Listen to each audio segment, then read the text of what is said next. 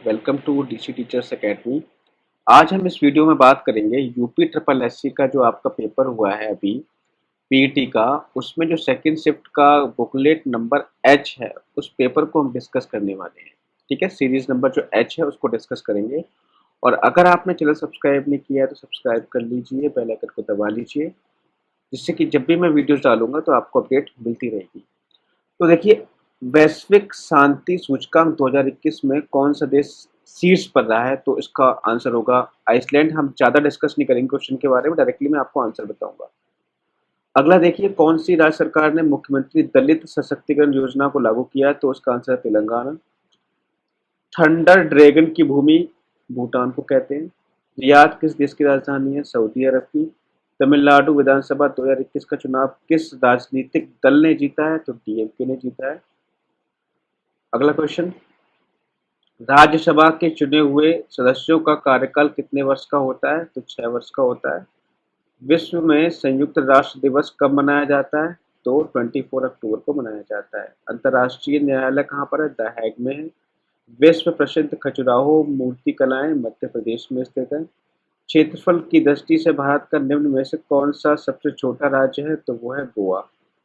आगे बढ़ते हैं, निम्न में से कौन सी एक हरित गैस नहीं है? तो वो नाइट्रोजन है। अर्जुन पुरस्कार किस लिए दिए जाते हैं? तो खेल के क्षेत्र में उत्कृष्ट प्रदर्शन के लिए। नव काले बारा उत्सव ओडिशा में मनाया जाता है। ठीक है। अ, अब आ जाते हैं हम हिंदी वाले पोर्शन पे।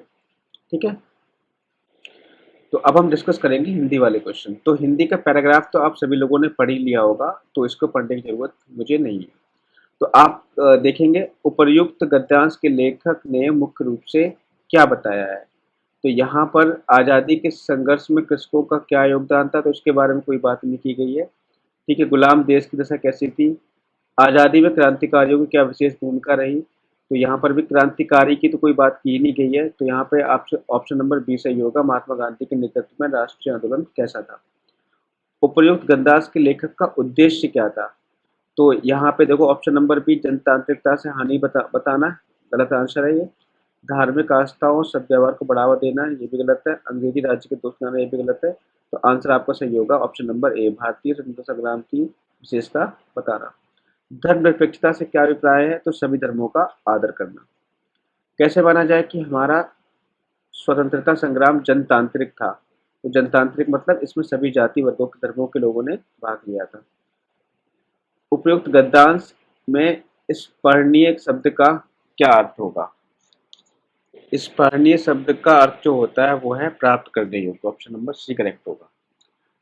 अगला देखते हैं। देखो, अगला आपने इस गद्यांश को तो पढ़ ही लिया होगा, तो डायरेक्टली हम क्वेश्चंस पे आ जाते हैं। वैज्ञानिक दृष्टि का अपेक्षाकृत अभाव होता है, तो वो है साहित्यकार में। मानव शरीर को यंत्रवत कहा गया? तो यहाँ पे ऑप्शन नंबर क्या सही होगा? डी सही होगा। ठीक है।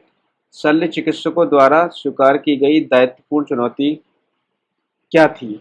तो यहाँ पे अंग प्रत्यारोपण द्वारा शरीर को सामान्य बनाना। देखिए, अनुच्छेद में प्रयुक्त निरामय शब्द का अर्थ क्या होगा? तो निरामय शब्द का जो अर्थ होता है वो होता है स्वस्थ या निरोग। मानव को सृष्टि का लघु रूप माना गया है, क्योंकि मानव वन में जो घटित होता है वही सृष्टि में घटित होता है। तो यहाँ पर ऑप्शन नंबर क्या सही होगा? ऑप्शन नंबर सी सही होगा। अगला देखिए, तो यहाँ पर देखो, यहाँ पर एक डीआई का क्वेश्चन आया था, तो 24 से 28 तक के क्वेश्चन दे रखे हैं और सीमेंट का विभिन्न वर्षों के दौरान उत्पादन दिखाया गया है। तो यहाँ पे सीमेंट का उत्पादन ये देख सकते हो, ग्राफ बना हुआ है आपका। ठीक है, तो उत्पादन में पिछले वर्ष की तुलना में वर्ष के दौरान अधिकतम वृद्धि हुई। तो अधिकतम वृद्धि किस में हुई है? तो आप देखोगे 2013-14 में। तो यहाँ से देखो 55 से डायरेक्टली कहाँ पहुँच गया है? 90 पहुँच गया है। तो यहीं पर वृद्धि हुई है, मतलब 2013-14 में ज़्यादा हुई है। तो ऑप्शन नंबर सी सही होगा। आगे बढ़ते हैं। प्रथम 3 वर्ष के दौरान औसत उत्पादन क्या था? तो ऑप्शन नंबर डी यहाँ पे सही है। सीमेंट का अधिकतम उत्पादन दर्ज हुआ। तो सीमेंट का अधिकतम उत्पादन देख रहे हो 98 है, तो 2014 से 15 में हुआ है। तो ऑप्शन नंबर ए सही होगा। आगे बढ़ते हैं। वर्ष 2011-12 के दौरान उत्पादन वृद्धि प्रतिशत पिछले वर्ष की तुलना में था, तो 31.8% था। उत्पादन अधिकतम स्तर तक इस वर्ष घटा। तो अधिकतम स्तर तक किस वर्ष घटा? तो सबसे अधिकतम घटा है आपका, ये देखो 98 से 60 हुआ है, मतलब 2015-16 में अधिकतम घटा है। तो यहाँ पे आंसर क्या हो जाएगा? 2015-16। आगे बढ़ते हैं। यहाँ पे देख सकते हो कि एक वस्तु X के आयात को 2013 से 19 के मध्य करोड़ रुपए में दर्शाया गया है। तो वस्तु X का आयात को दर्शाया गया है, तो सभी वर्षों के लिए X के आयात की वृद्धि औसत कितनी होगी? तो यहाँ पर आप देखोगे तो इसका आंसर जो आया था वो 260 आया था। ठीक है, आगे बढ़ते हैं। विगत कितने वर्षों तक X का आयात X के औसत आयात से अधिक था? तो यहाँ पे 2 आंसर है सही। ठीक है, और अंतर भी इनका कितना आएगा? 2 ही आएगा। और यहाँ पर अगर आप देखोगे तो 2018-19 के दौरान एक्स के आयात में वृद्धि सभी वर्षों के एक्स के आयात के औसत से कितनी अधिक थी? तो इसका ऑप्शन नंबर बी सही होगा, 64.38। ठीक है, अब यहाँ पर देखो इसका आंसर होगा 33.3%। ठीक है, क्योंकि ये मैंने ऑलरेडी सॉल्व कर रखे हैं। आगे बढ़ते हैं।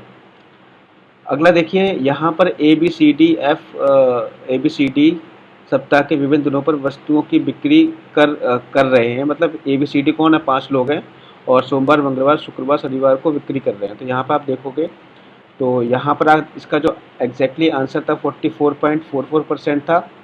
ठीक है, आगे हम बढ़ते हैं। तो यहाँ पे आप देखोगे तो इसका जो एग्जैक्टली आंसर आया था वो 44.33 आया था। ठीक है, इसको अगर एक बार सॉल्व कर लेते हैं। बी सी डी द्वारा क्रमशः सोमवार, मंगलवार और शनिवार। तो बी सोमवार, बी द्वारा कब? सोमवार को। तो यहाँ पे 45 है। ठीक है, प्लस और सी द्वारा मंगलवार को, तो सी द्वारा मंगलवार को कितनी हो रही है? 50 हो रही है और 48 हो रही है। ठीक है, और देखेंगे डी द्वारा शनिवार को, तो डी द्वारा शनिवार को कितनी हो रही है? 40 हो रही है। इन तीनों को जोड़ लो तो कितना हो जाएगा? 8 5 13, 4 3 12, 1 13 बटे 3। तो 3 चौक 12, 3 चौक 12, 3 तीनों, तो 44.33 है इसका राइट आंसर। ठीक है, यहाँ ध्यान रखना 44.33 इसका राइट आंसर होगा। देखिए क्वेश्चन नंबर 36 है, उसका जो राइट आंसर होगा वो होगा 28.3, एंड इसका जो आंसर होगा 10.5, और इसकी बात करें तो 7:9। ठीक है, आगे हम बढ़ते हैं। तो यहाँ पर 2013-17 के मध्य उत्पादन में लगातार वृद्धि जो दर्ज की गई है 2013 से 17 के मध्य, यहाँ देख सकते हो लगातार जो उत्पादन वृद्धि की गई है वो किसमें की गई है? तो यहाँ देखो घट रहा है, यहाँ भी घट रहा है, यहाँ पर लगातार बढ़ रहा है। तो देखो किसमें की गई है? बाजरा में। तो ऑप्शन नंबर बी सही होगा। ठीक है, आगे देखिए 2010-11 से 2016-17 के बीच आलू का औसत उत्पादन कितना था? उसको सॉल्व करोगे 293.86 आएगा इसका आंसर है। मैं डिटेल में बाद में करवा दूंगा। आगे देखिए, अगला जो क्वेश्चन है वो है आपका 2016-17 के मध्य इनमें से किस फसल के उत्पादन में पिछले वर्ष की तुलना में गिरावट दर्ज की गई है? तो यहाँ पर आप देख सकते हो 2016-17 की बात कर रहा है। तो ये रहा आपका, और किस फसल के उत्पादन में गिरावट दर्ज की गई है? तो सबसे पहले चेक कर लेते हैं बाजरा में। तो बाजरा में देखो यहाँ बढ़ोतरी हुई है, बाजरा नहीं हो सकता। आलू की बात करें तो आलू में आपकी क्या है? यहाँ पे बढ़ोतरी हुई है, आलू भी नहीं हो सकता। जौ की बात करें तो जौ में बढ़ोतरी की गई है। और अगर हम चावल की बात करें तो चावल में अगर आप देखोगे तो चावल का आपका इसमें गिरावट होगी। तो ऑप्शन नंबर डी सही होगा। आगे हम बात करें कि आलू का जो उत्पादन है 2015-16 में 2010-11 का अंदाजा कितना गुणा है? तो 1.90। गेहूं उत्पादन में किस वर्ष के दौरान गिरावट देखी गई है? तो यहाँ पे आप देख सकते हैं 2015-16 की अगर बात करें गेहूं में, तो पहले की तुलना में यहाँ पे बढ़ोतरी हुई है। ठीक है, इसके बाद ऑप्शन दे रखा है 2016-17, उसकी बात करें तो यहाँ पर जो है आपकी बढ़ोतरी हुई है। ठीक है, फिर हम बात करें 13-14 की, तो 13-14 में आप देख सकते हो यहाँ पर क्या की गई? गिरावट दर्ज की गई है। इसके बाद बात करें कि 14-15 की, 14-15 में भी आप देखोगे यहाँ पर भी क्या की 10 की गिरावट दर्ज की गई है। तो यहाँ पे 2 ऑप्शन हो सकते हैं, दोनों में से आपका कोई एक आंसर सही होगा। तो यहाँ पे मैं ऑप्शन नंबर डी को ज़्यादा सही मान रहा हूँ, क्योंकि 2014-15 में जो गिरावट हुई है वो ज़्यादा हुई है एज़ कम्पेयर टू 2013-14। ठीक है, आगे बढ़ते हैं। सिराजुद्दौला किस युद्ध में अंग्रेजों से पराजित हुआ था? तो प्लासी के युद्ध में। हड़प नीति लॉर्ड डलहौजी। और भारतीय इतिहास में धन्वंतरी कौन थे? तो कौन थे? वो चिकित्सक थे। निम्नलिखित किस क्रम में भारत आया? तो सबसे पहले फाहियान आया था चंद्रगुप्त द्वितीय के काल में, फिर ह्वेनसांग हर्षवर्धन के काल में, फिर टॉमस लो आया था। तो ऑप्शन नंबर यहाँ पे डी सही होगा। आगे बढ़ते हैं। साइमन कमीशन 1928 में आया था, और जो है पूर्ण स्वराज जो है लाहौर अधिवेशन में रखा गया था। अगर हम बात करें गदर पार्टी तो Lala Hardayal, home rule league Annie Besant, और इंडियन नेशनल आर्मी जो है सुभाष चंद्र बोस। तो ऑप्शन नंबर यहाँ पे ए सही हो जाएगा। मौर्यकालीन भारत के विवरण इंडिका मैगजीन ने लिखी है। ठीक है, आगे हम बढ़ते हैं। कौन सा क्रांतिकारी संगठन काकोरी षड्यंत्र केस में शामिल था? तो HRA। ठीक, नागार्जुन बांध कृष्ण नदी पे। और आपका माउंट एवरेस्ट पर प्रथम बार चढ़ाई किसने की? 1953 में हुई थी। महात्मा गांधी के खिलाफत आंदोलन जुड़ने का विरोध किसने किया था? तो मोहम्मद अली जिन्ना ने किया था। ठीक है, भिलाई संयंत्र के लौह अयस्क का स्रोत क्या है? तो डल्ली राजहरा। आगे हम बढ़ते हैं। तो कोई यहाँ पे बात कर रहा है कि कौन सा जोड़ सही नहीं है। तो यहाँ पे देख सकते हो जोजिला बुर्जिल तो जम्मू कश्मीर में है, ये सही है आपका। बारालाचाला और सिपकिला ये आपका हिमाचल प्रदेश में है, ये यहाँ दे रखा है यूपी, तो ये गलत हो गया। ठीक है, थांगला नीतीला लिपुलेखला ये आपका कहाँ पर है? ये आपके पढ़ेंगे उत्तराखंड में। ठीक है, यूपी में पढ़ेंगे, तो ये भी गलत हो गया। तो ऑप्शन नंबर 2 और 3 यहाँ पे क्या है? गलत है। तो ऑप्शन नंबर ए सही हो जाएगा। भरतपुर जो पक्षी अभयारण्य है उसका अन्य नाम जो है केवलादेव घाना राष्ट्रीय उद्यान। भारत की राष्ट्रीय आय का आकलन करने वाली संस्था कौन सी है? तो केंद्रीय राष्ट्रीय सांख्यिकी संगठन। सेवा क्षेत्र का दूसरा नाम क्या है? तृतीयक क्षेत्र। श्वेत क्रांति के डॉक्टर वर्गीस कुरियन हैं। और किसके बढ़ने के फलस्वरूप निजी निवेश में वृद्धि की अधिक संभावना होगी? तो ये है नई पूंजी पर अनुमानित प्राप्ति। भारत के संविधान में इनमें से क्या राज्य सूची में सम्मिलित नहीं है? तो दंड संहिता प्रक्रिया। निम्नलिखित में से क्या भारतीय संविधान की मुख्य विशेषता नहीं है? तो क्या मुख्य विशेषता यहाँ पर नहीं है? तो यहाँ पर क्या है? प्रतिबद्ध न्यायतंत्र। और 1991 के दौरान जो LPG पॉलिसी आई थी तो उस समय कौन थे? PV नरसिम्हा राव थे। आगे बढ़ते हैं। भारतीय संविधान का कौन सा अनुच्छेद ग्राम पंचायतों के लिए अनुच्छेद 40 है? त्रिस्तरीय पंचायती राज व्यवस्था के लिए तो यहाँ पर कौन सी थी? बलवंत राय मेहता कमेटी थी। निम्न में से क्या भारतीय नागरिकों को आर्थिक न्याय प्रदान करता है? तो आर्थिक न्याय जो प्रदान करेगा वो DPSP प्रदान करते हैं। इसके अलावा प्रतिरोध की ऐसा ही इकाई क्या है? तो ओम है। नींबू का खट्टा स्वाद इनमें से किसकी उपस्थिति के कारण होता है? तो साइट्रिक अम्ल के कारण होता है। कर्कटजनक रसायन से क्या होता है? कैंसर होता है। त्वचा की ऊपरी सतह क्या कहलाती है? तो एपिडर्मिस कहलाती है। बिजली का प्रवाह सर्किट में कब होता है? तो स्विच बंद होने पर होता है। ठीक है, आगे बढ़ते हैं कि 37 सही 1/2 में कुल कितने 1/8 हैं? तो ध्यान रखना 300, बस कुछ नहीं करना है, इसमें भाग दे देना है। तो ये होगा 75/2 गुणा 8/1 होगा, इसे काटोगे तो यहाँ से आ जाएगा 300। ठीक है, इसका जो आंसर आएगा 19/32 आएगा। और यहाँ पे जो इसका आंसर आएगा ये 10.5 आएगा। इसका जो आंसर आने वाला है यहाँ पे एक आंसर आएगा। ठीक है, आगे बढ़ते हैं। इसका जो आंसर आ रहा है आपका 47 आ रहा है। अगला क्वेश्चन है गज बदन का पर्यायवाची क्या होगा? तो यहाँ पे क्या होगा? गणपति होगा। कांटों से भरा हुआ कंटक का कीर्ण कहलाएगा।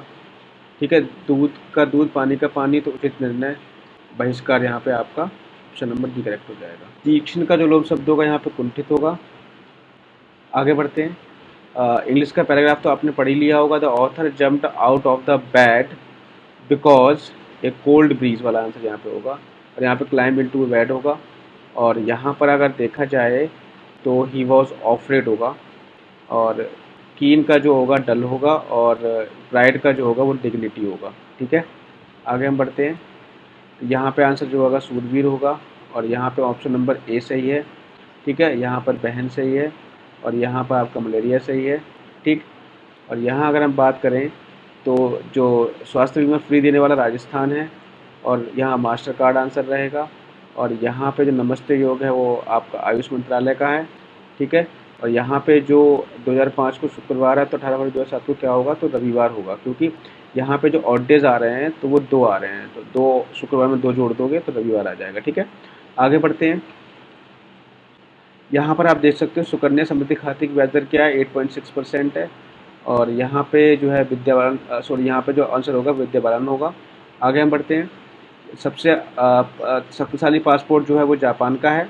और यहाँ पर टोक्यो पैरा ओलंपिक्स में जो है यहाँ पर राइट आंसर होगा मरियप्पन थंगावेलु। ठीक है, तो ये आपका सॉल्यूशन था, ये ध्यान रखना। सेकंड शिफ्ट का सॉल्यूशन है और जल्दी हम फर्स्ट शिफ्ट का सॉल्यूशन अपलोड करेंगे। तो जुड़े रहिए चैनल से। अगर आपने चैनल सब्सक्राइब नहीं किया है तो सब्सक्राइब कर लीजिए, बेल आइकन को दबा लीजिए। मिलते हैं नेक्स्ट वीडियो में। Thank you, have a nice day.